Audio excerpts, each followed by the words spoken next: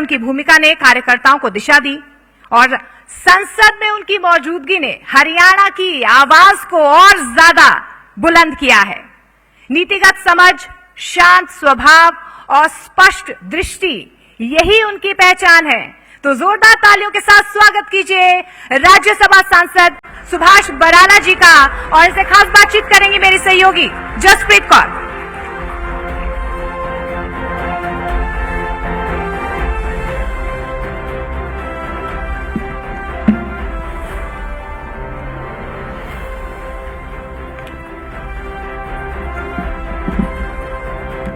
सुभाष जी, बहुत बहुत स्वागत है आपका हमारे इस खास मंच पर। धन्यवाद।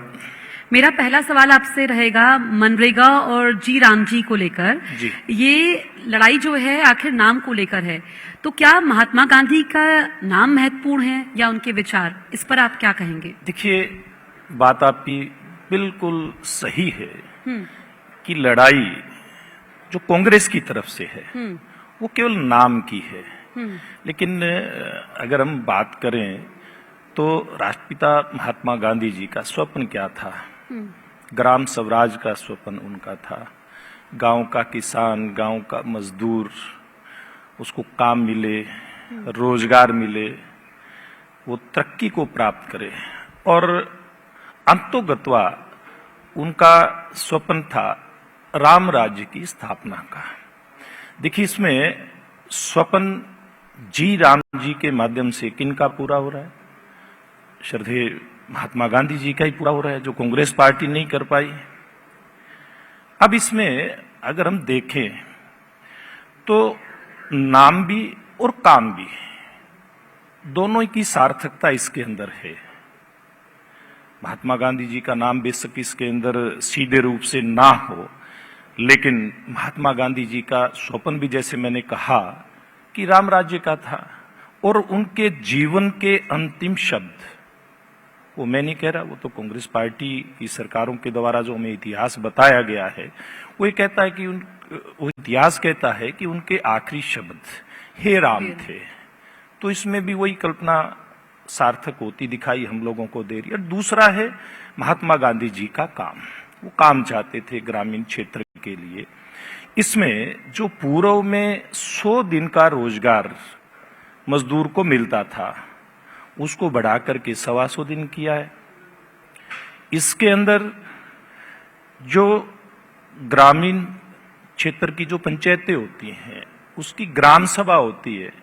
ग्राम सभा जो भी प्रस्ताव पारित करेगी, जिस भी काम का, उस काम की भी मैं चर्चा आपके सामने करना चाहूंगा, वो काम पंचायत को करवाना होगा। और उसमें प्रमुख रूप से कुछ जो बिंदु इसमें तय किए गए हैं, भी किस किस प्रकार का काम इसके अंदर हो सकता है। उसमें पहला है 2047, जब आजादी के 100 साल पूरे होंगे, तब विकसित भारत की श्रेणी, यानी कि विकसित राष्ट्रों की श्रेणी में भारत आए, विकसित राष्ट्र के रूप में उभर करके आए। उसमें ग्रामीण क्षेत्र का सहयोग, उसमें हरियाणा का सहयोग, उसमें मेरे गांव डांगरा का सहयोग, उसमें हरियाणा की लगभग 7000 पंचायतों का सहयोग उसमें किस प्रकार से हो, आधारभूत ढांचा मजबूत करने के नाते। बिल्कुल, विजन आपने पूरा ये बताया है। नहीं, और भी है, अगर समय अगर आपके पास। हम जल्दी से सबको पूरा करेंगे, जल्दी से आप अपनी बात पूरी कीजिए।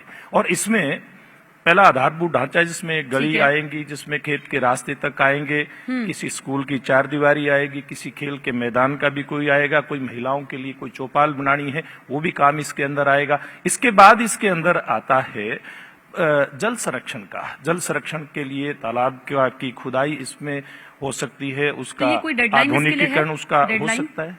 कोई डेडलाइन इसके लिए है कि कितने समय में ये पूरा होगा?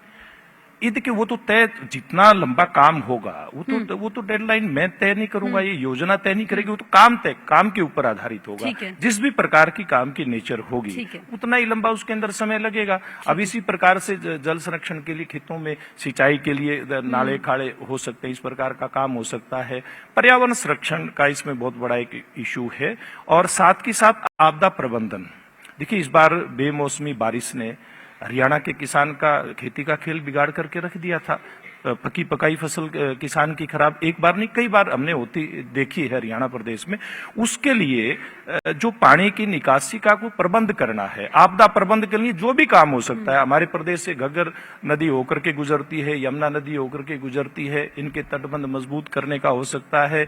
बारिश के समय से पहले इनके अंदर से अगर मिट्टी के निकालने का अगर कोई प्रोसेस शुरू कर, ऐसे सारे काम इसके अंदर आ जाते हैं। आप कैसे काम करेंगे, विजन क्या है, कैसे हरियाणा प्रगति पर और आएगा, ये आप बता रहे हैं। अच्छा, तो आपका एक बैलगाड़ी में वीडियो भी काफी वायरल हो रहा है, तो बैलगाड़ी की सवारी करके आप क्या संदेश देना चाहते हैं? देखिए, वो गांव के कार्यकर्ताओं ने एक कार्यक्रम रखा था। हाँ। निश्चित रूप से आप रोहतक जिले के भाली गांव की चर्चा कर रहे हैं। उस गांव में एक संगठन काम करता है और उसने उसका उद्देश्य रखा है मेरा तीर्थ मेरा गांव, यानी कि जो मेरा गांव है वो मेरे लिए तीर्थ के समान है। उस गांव को आत्मनिर्भर कैसे बनाना, इसके ऊपर वो संगठन काम करता है। गांव में स्वच्छता का चाहे काम हो, खेल से संबंधित कोई हो, सेल्फ हेल्प ग्रुप की हमारी बहनों को कोई प्रोत्साहन देने की बात हो, या फिर बच्चों की शिक्षा के लिए लाइब्रेरी बनानी हो, इस प्रकार का आयोजन और उसके लिए उसको प्रोत्साहन देने के लिए अन्य गांव के लोग भी उसके साथ जुड़े, इसके लिए बड़े मेले का आयोजन उस दिन उन साथियों ने किया था। और मुझे बड़ी अच्छी बात उनकी लगी कि हम जिस बैलगाड़ी पे, जब बचपन हमारा जिस बैलगाड़ी पे गुजरा है, जिन बैलों के साथ काम करते हुए गुजरा है, और मैं केवल बैलगाड़ी की सवारी नहीं की, मैंने पहली बार नहीं की, बचपन से करते हैं। और बैलों से मैंने हल भी चलाने का काम किया है, ट्रैक्टर से भी किया, इसलिए हम तो जुड़े हुए लोग हैं जमीन से, इसलिए बड़ा अच्छा लगा। अच्छा, ठीक है। उस बैलगाड़ी पे चढ़ करके अगर हम बात करें सतलुज यमुना, यहाँ पर जो नहर लिंक विवाद है, इसको लेकर के पंजाब और हरियाणा के मुख्यमंत्री की बैठक हुई। इस पर विपक्ष कह रहा है कि ये जनता को गुमराह किया जा रहा है, क्योंकि सुप्रीम कोर्ट पहले ही हरियाणा के पक्ष में फैसला दे चुका है। इस विवाद पर आप क्या कहेंगे? देखिए, अब जो लोग कहते हैं कि ये केवल दिखावे के लिए बैठकें हो रही हैं, देखिए हमारा जो पूरे देश का हमारा सांस्कृतिक और सामाजिक जो ताना बाना है, उसमें जब फैसले कोर्टों के माध्यम से नहीं होते, कोर्टों के फैसले को जब पुलिस प्रशासन से आप लागू नहीं करवा सकते, इम्प्लीमेंट नहीं करवा सकते, तो रास्ता आपके पास बचता क्या है? बातचीत का बचता है। हमारे तो पंचायती व्यवस्था शुरू से ही बड़े बड़े मामले पंचायतों में बैठ करके आपसी बातचीत के माध्यम से हल होते रहे हैं। अब ये रास्ता अगर नहीं अपनाएंगे तो कांग्रेस के बंधु हमें बता दें भी शांति से किस प्रकार से पानी आ सकता है, तो हम तो उनके बताए रास्ते पर चल करके SYL का पानी लेकर के आ सकते हैं। हमारी सरकार को किसी भी प्रकार की किसी भी व्यक्ति से चर्चा करने में कहीं कोई दुविधा नहीं है। हमें कोई रास्ता बताए, अगर वो कोई रास्ता हो सकता है। देखिए, दमन कोई रास्ता नहीं है। दमन के रास्ते से पानी आ नहीं सकता है। पानी तो बातचीत से और कानूनी तरीके से ही आएगा, इसलिए बातचीत सार्थक बातचीत रही है। और मैं ये समझता हूं हरियाणा का अधिकार है SYL के पानी पर। हमारे गुरु परंपराओं का हमारा संयुक्त पंजाब प्रदेश रहा है, और मुझे लगता है कि आज नहीं कल, कल नहीं परसों पंजाब की सरकार इस बात को स्वीकार करेगी और पानी हरियाणा को मिले SYL का, इसके लिए रास्ते खोलेगी। ठीक है। अच्छा, हरियाणा सरकार का जो है बिना पर्ची बिना खर्ची का नारा बहुत पॉपुलर हो रहा है, तो भविष्य में ऐसी व्यवस्था बनी रहे, इसको लेकर के क्या काम हो रहा है? देखिए, वो तो एक बार व्यवस्था बनी है। मैं एक बात आपको बताता हूं कि ये व्यवस्था ऐसी हमारी सरकार ने बना दी है। मनोहर लाल जी के नेतृत्व में ये व्यवस्था बनी थी, कायम हुई थी, और आज नायब जी के कुशल नेतृत्व में इसको आगे बढ़ाया जा रहा है। ये ऐसी व्यवस्था लागू कर दी मेरिट के आधार पर, जिसका अधिकार है उसको मिले। इसको कोई बदलने की भविष्य में हिम्मत नहीं कर सकता। अब युवा जाग चुका है हरियाणा का। आज युवा को उसका अधिकार मिला है, तो अधिकार युवा अब छीनने थोड़ी देगा। ऐसे लोगों के हाथ में कभी हरियाणा की सत्ता नहीं आएगी जो युवाओं का रोजगार छीनते थे। अब ये बात तो उन लोगों को भी समझ लेनी चाहिए जो आजकल मंचों से युवाओं को भड़काने का प्रयास करते हैं। हमने भी देखा है, आपने भी देखा है, हरियाणा की जनता ने देखा। पिछले दिनों एक मंच के ऊपर एक राजनीतिक नेता किस प्रकार की बयानबाजी कर रहे थे। बिल्कुल उसी पर मैं आ रही हूँ कि यहाँ पर अजय सिंह चौटाला ने कहा था कि युवाओं को सड़कों पर उतारो, जो शासक है उनको गद्दी से उतारो, पीटो। दूसरी तरफ पीएम मोदी कहते हैं कि जो जेन जी है, जेन अल्फा है, ये इस देश का भविष्य है, विकसित भारत के रास्ते पर लेकर जाएंगे। तो बिल्कुल अलग अलग सोच है। देखिए, कुछ लोग सृजन के रास्ते को अपनाते हैं, जिनके लिए राजनीति सेवा करने का माध्यम है, और जो राजनीति को अपने परिवार के उत्थान के लिए उपयोग करते हैं, वो विध्वंस का रास्ता अपनाते हैं। अब ये तो हरियाणा की जनता ने, देश की जनता ने देख लिया कि नरेंद्र मोदी जी के नेतृत्व में नायब जी आज सृजन के मार्ग पर आगे बढ़ रहे हैं, युवाओं को आगे बढ़ा रहे हैं। और युवा हमारा विध्वंस की सोच के आधार पर आगे बढ़ने का प्रयास कभी नहीं करेगा। कभी कभी गुमराह होता दिखता है, लेकिन वो हमारी जो सनातन संस्कृति है, उसमें जो सेवा का काम है, उसमें जो सृजन का काम है, उसके आधार पे हमारा युवा आगे बढ़ रहा है। हमारा युवा क्रमशील है, हमारा युवा खाली बैठ करके खाने का प्रयास नहीं करता। उसमें हिम्मत है, उसमें ताकत है,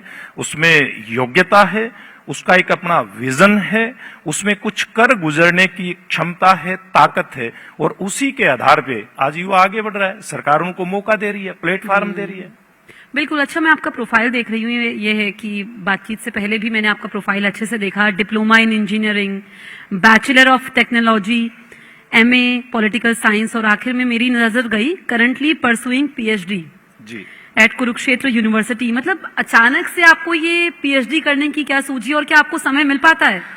नहीं, अचानक से तो नहीं है, ये लगातार सिलसिला चलता रहा है। अच्छा। और सीखने की तो कोई उम्र नहीं होती। अंतिम सांस का तो किसी व्यक्ति का पता नहीं है, कब वो लेगा कब नहीं लेगा, वो तो ईश्वर तय करता है, उसकी योजना से सब होता है। लेकिन ये किसने कह दिया कि इस उम्र में कोई व्यक्ति अध्ययन नहीं कर सकता, पढ़ाई नहीं कर सकता? अध्ययन, स्वाध्याय, ये चीजें आदमी की जिंदगी में आखिरी समय तक, मैं सोचता हूं, मेरा मानना है, ये चलता रहना चाहिए।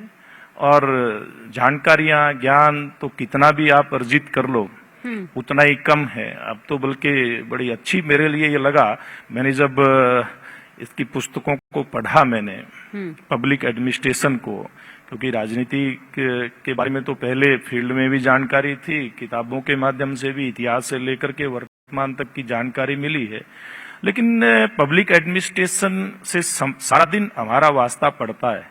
तो मुझे लगा कि मेरे लिए अगर मैंने पीएचडी करनी है तो इससे अच्छा कोई विषय हो नहीं सकता, और मेरा ये सौभाग्य है कि मुझे पीएचडी करने के लिए कुरुक्षेत्र यूनिवर्सिटी के अंदर मुझे मौका मिला है। कि मेरे लिए भी दुनिया की सबसे बड़ी यूनिवर्सिटियों में से एक ये मानी जाती है कि वहां से मैं पीएचडी कर रहा हूं, और भविष्य में अगर मौका मिलेगा तो करेंगे। और समय तो जब व्यक्ति की इच्छा होती है कुछ अच्छा करने की, समय निकल जाता है, समय की कहीं कोई दिक्कत नहीं आती। अब मैं दिल्ली से चल करके यहाँ आया हूँ, मुझे 4 घंटे 10 मिनट लगे हैं। उस 4 घंटे 10 मिनट के अंदर मैंने पब्लिक से तो मिलना नहीं है, या तो लोगों के फोन सुनने हैं, फोन करने हैं, युवा है, और या फिर मैं गाड़ी में बैठ करके अध्ययन कर मोटिवेट भी सकता आप कर रहे हैं। और ये मेरा युवाओं को लेकर के भी सवाल है कि हरियाणा के विकास में आप युवाओं की भूमिका की अगर हम बात करें, या किसानों की भूमिका को आप कैसे देखते हैं? क्योंकि आप बीजेपी युवा मोर्चा के अध्यक्ष रहे हैं, बीजेपी किसान मोर्चा के भी आप 3 बार अध्यक्ष रहे हैं, तो बेहद दिल के करीब हैं आपकी। देखिए, युवाओं की तो सबसे महत्वपूर्ण भूमिका है।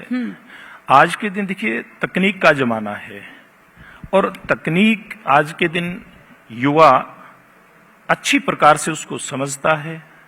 और हमारा हरियाणा का युवा तो, हरियाणा में चाहे स्कूलों की बात करें, सरकारी स्कूलों की बात करें, प्राइवेट संस्थानों की बात करें, स्कूल से लेकर के कॉलेज और यूनिवर्सिटी, बड़ा एक खुला क्षेत्र है। युवाओं को किसी भी प्रकार के अध्ययन के लिए, किसी भी प्रकार की शिक्षा के लिए हरियाणा से बाहर जाने की जरूरत नहीं है। वो शिक्षित हो सकता है, किसी भी क्षेत्र के अंदर निपुण हो सकता है। उसका लाभ वो नौकरी प्राप्त करके सरकारी, उसके माध्यम से सेवा के कर सकता है, या फिर सरकार के माध्यम से, आज एमएसएमई के माध्यम से हम अपना रोजगार खड़ा कर सकते हैं। आज छोटे छोटे ग्रुप बना करके कोऑपरेटिव के माध्यम से, जैसे सेल्फ हेल्प ग्रुप की महिलाएं काम करती हैं, उसी प्रकार से बहुत कोऑपरेटिव के माध्यम से मौके मिलते हैं, सीएम पैक्स बना करके मौके मिलते हैं। और इसमें व्यक्तिगत काम भी खड़ा किया जा सकता है, अपना उद्योग भी, अपना रोजगार भी खड़ा किया जा सकता है, जिसके कारण से खुद के लिए भी रोजगार के अवसर उपलब्ध हो सकते हैं। और अन्य युवाओं को भी, युवा हमारा इतना सक्षम है कि वो रोजगार के अवसर उनके लिए पैदा कर सकता है। और खेती के माध्यम से तो देखिए, आज के दिन मैं तो कहता हूं दुर्भाग्य है हमारे हरियाणा के देश के किसान का, नरेंद्र मोदी जी, क्योंकि हरियाणा के किसान की जो छोटी होती जा रही है उसको देखते हुए एक नई व्यवस्था खड़ी कर रहे थे कि किसान छोटे छोटे ग्रुप बनाए, कोऑपरेटिव सोसाइटीज बनाए, सीएम पैक्स बनाए, एफपीओ बनाए, फार्मर प्रोड्यूसर ऑर्गेनाइजेशन बनाए, और उसके माध्यम से सरकार उनको संरक्षण दे। कानून उनको संरक्षण देने के लिए थे, ताकि सरकार भी दे। सरकार कानून जो लेकर के आई थी मोदी जी, वो किसान जो अपना कोऑपरेटिव क्षेत्र के माध्यम से या एफपीओ के माध्यम से जो काम करेंगे, क्योंकि हजारों एकड़ पे खेती करने की उसके अंदर एक योजना थी, तो उनको संरक्षण भी चाहिए। बिल्कुल, ये कानूनी जरूरी बात संरक्षण है। आप कह चाहिए। रहे हैं तो एक राज्यसभा सांसद के तौर पर ऐसे हरियाणा के कौन कौन से मुद्दे हैं जो आपने संसद में उठाए हैं? आप जल्दी से 3 मुद्दे बता दीजिए। देखिए, मैं एक बात तो इसको थोड़ा सा आधी मिनट में पूरी मैं करूंगा। मोदी जी चाहते थे कि किसानों को संरक्षण मिले, जो जोत उनकी छोटी हो गई है उस जोत को प्रभावित ना हो, वो छोटी जोत किसान की आमदनी के लिए कई किसान इकट्ठे होकर के और एफपीओ बना करके काम करे, और केवल यहाँ पे अपना उत्पादन वो सप्लाई ना करे, बल्कि विदेशों तक में उनका उत्पाद ऑनलाइन ऑर्डर लेकर के और वो किसान करें। आज भी मैं ऐसे एफपीओ पे जाकर के, यानी कि इन दिनों के अंदर मैं गया हूं, कई हमारे जो संपर्क के किसान भाई हैं, नौजवान किसान भाई, इसलिए उनको मैं संबोधित करते हुए कह रहा हूं कि एफपीओ बना करके आज हमारा किसान दिल्ली समेत देश के मेट्रोपॉलिटन सिटीज से हमारे कृषि उत्पाद का ऑर्डर लेता और उसकी सप्लाई करता है, और अपने लिए भी रोजगार खड़ा कर रहा है, और अन्य किसान भाइयों के लिए, युवाओं के लिए भी रोजगार खड़ा कर रहा है। और जहां तक आपने बात की कि संसद में विषय उठाने की, तो विषय संसद के अंदर पहला तो मेरा जो, क्योंकि हम तो किसान के घर में पैदा हुए हैं, किसान की आमदनी किस प्रकार से भविष्य के अंदर बढ़े, ये अभी मैंने मुख्यमंत्री जी ने भी जब 2-3 दिन पहले एक बैठक बुलाई थी, जिसमें सब सांसद, सरकार के मंत्री, विधायक शामिल थे। मैंने उस दिन भी इस विषय को रखा था कि किसान की आमदनी बढ़ाने के लिए सब प्रकार के विषय इस बजट के अंदर आए, और संसद के अंदर भी ये विषय उठाने का मुझे मौका मिलता है। कैसे किसान के लिए, जैसे हम किसान परिवार ये विरासत के रूप में अपनी जमीन कृषि वाली अपने भविष्य की पीढ़ी को देकर के जाने का एक सपना रखते हैं, यानी कि मेरी विरासत मेरी परिवार तक, अगली पीढ़ी तक जाए। तो मैं ये भी मान करके चलता हूं कि हम जब जमीन देने का प्रयास करते हैं तो पानी भी हम अगली पीढ़ी तक दे करके जाएं। इस विषय को भी मैंने, जल संरक्षण के विषय को भी मैंने कई बार सदन के अंदर उठाया है। और हरियाणा में आधारभूत ढांचा जो है, चाहे वो रोड का है, रेल का है, इस प्रकार के लिए इसमें और ज्यादा बढ़ोतरी हो और ज्यादा मजबूत हो, इस बात के लिए भी, और अन्य के विषय और भी जुड़ सकता है। शिक्षा के लिए भी हमारा प्रयास रहता है, सदन के माध्यम से हम लोग आवाज अपनी उठाएं। तो ऐसे मुद्दे सब रहते हैं जो हरियाणा के लिए, भविष्य के लिए लाभकारी हो सकते हैं। ठीक है, बराला जी, आप हमारे मंच पर आए, आपने विजन बताया कि कैसे हरियाणा के विकास को आप और गति देंगे। इसके लिए आपका बहुत बहुत शुक्रिया। धन्यवाद।